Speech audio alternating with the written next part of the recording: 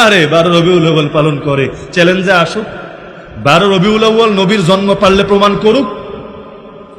জশ্নে জুলুস ঈদে মিলাদুন নবী যে পালন করেন, দলিল দেন। আমি বলছি দলিল আমাদের বাপ দাদারা 14 গোষ্ঠীর 1500 বছর দিয়ে আইছে, দেওয়ার পরও মতানৈক্য ছিল।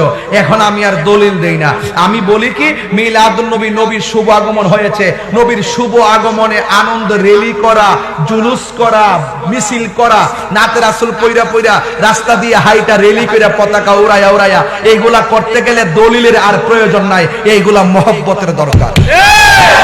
কথা বলেন কিসের দরকার? এরপরও আমি কিছু দলিল দিয়ে যাব, নাইলে বলবেন যে তাহিরি চাপাবাজি করে গেছে। তাহিরি চাপাবাজের প্লেয়ার না, এটা ক্লিয়ার কথা। আল্লাহ পাক কোরআনের মধ্যে বলেছেন কুল বিফাদলিল্লাহি ওয়া বিরহমাতিহি, এটা কোরআনের মাদ্রাসা তো, এইজন্য আমি কোরআনটা দিয়ে শুরু করব ইনশাআল্লাহ। কুল বিফাদলিল্লাহি ওয়া বিরহমাতিহি ফাবিযালিকা ফালইফরাহু হুয়া খায়রুম মিম্মা ইয়াজমাউন। আল্লাহ বলছেন, ও বন্ধু, জাস্ট ইউ সে, আপনি বলে দেন বেফাদলিল্লাহ, আপনার উম্মত কিয়ামত পর্যন্ত আমি আল্লাহর পক্ষ থেকে যেই নিয়ামত পাবে, যেই ফজল পাবে, যেই দয়া পাবে, যেই অনুগ্রহ পাবে, হ্যাঁ, তারা যেন